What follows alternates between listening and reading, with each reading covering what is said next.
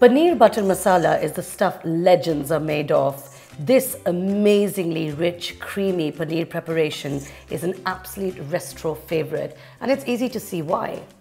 I'm going to show you how to make this wonderfully creamy paneer butter masala today, except my recipe doesn't have any need for added food coloring. So I'm going to start by putting a quarter teaspoon of turmeric and a quarter teaspoon of chili powder with some salt on 200 grams of diced paneer.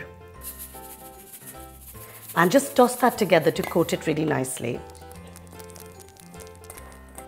What that's going to do is give the paneer a really lovely taste, but also seal it with some lovely spices.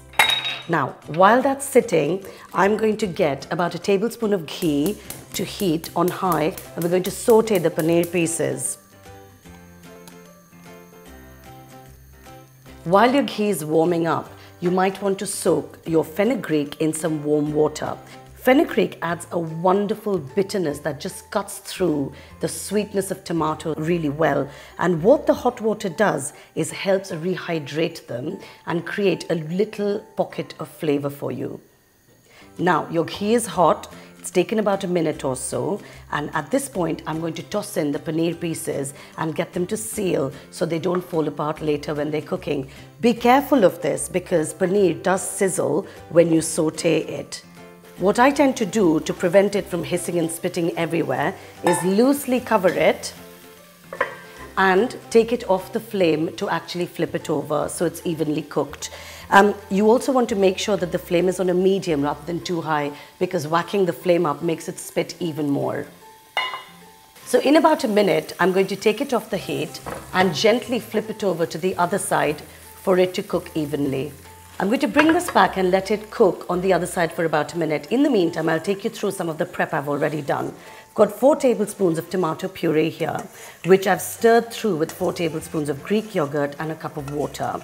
And then here, I've mixed a heaped teaspoon of coriander with a quarter teaspoon of chili powder and a quarter teaspoon of turmeric, and I've mixed it with water so that it doesn't burn the minute it hits the pan, and I'll show you why in a minute. I've also, in a microplane grater, grated about 2 teaspoons of ginger and 2 teaspoons of garlic. Your paneer is now done. What I do is take the pan off the flame and slowly and carefully, because this thing's going to spit and hiss, put it back into the little bowl it came from originally. Now bring that pan back onto the flame, and this ghee now has all those amazing, that chili powder, that turmeric, it's got a lot of flavor. Drop in a bay leaf. And as that sizzles up, I've got here already 2 teaspoons of ginger and 4 cloves of garlic that I've just, with a microplane grater, grated really finely. I'm going to add that in as well. Just give it a little mix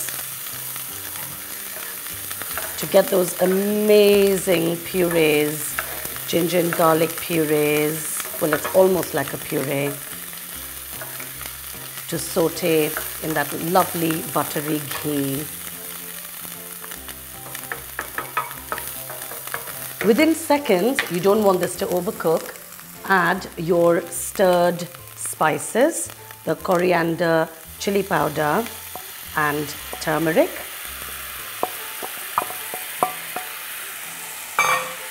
Just look at that. And it smells absolutely incredible. Really, really powerful.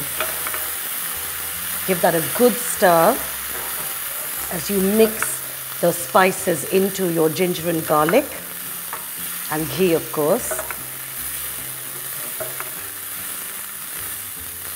Now we're going to pour in our tomato puree and yogurt mixture.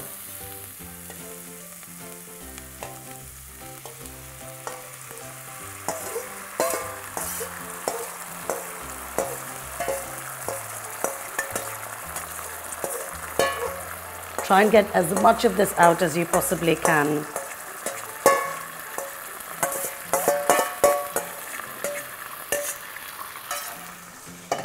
Stir all of those amazing ingredients together you'll see the tomato puree mixture turning a darker shade of red, and that's exactly what you want. We haven't even added any food color because we don't need to. Now lower the heat to a simmer. So while the curry is simmering, I'm going to get the cashew cream going. Now, cashew cream very simply is raw cashew nuts blended with either milk or water. I'm going to use milk for this recipe because it adds to the creaminess of the dish. So I've got about 10 cashew nuts here and about a tablespoon of milk. I'm going to give that a good mix to get a paste. Now I'm going to drop in the paneer pieces which have been sitting and waiting for their moment. Raise the temperature just a little bit to a sort of simmer to medium. Stir those paneer pieces into this curry really, really nicely. Add the cashew cream from in here.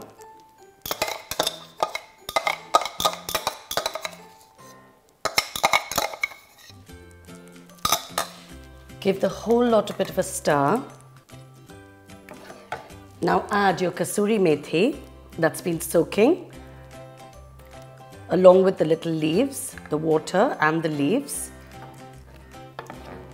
And finally, before you check for salt, I'm going to add in a little tablespoon of butter just to finish things off. Let your butter melt into that amazing, rich, restaurant-style curry. Then add some salt to your taste. About 5 minutes of simmering later, this will be ready. 5 minutes are done, so I'm going to take the lid off now and see what's happening inside. And just look at that. Oh, beautifully soft cubes of paneer, amazingly thick and rich and day glow paneer butter masala. Not a single food color inside. Artificial one anyway. I'm now going to spoon that into a dish ready for me to tuck into. There you have it, amazing restaurant-style paneer butter masala. I'm going to finish off by just dropping into that some raw cashew nuts, crushed. Enjoy this with a hot buttered naan for full effect.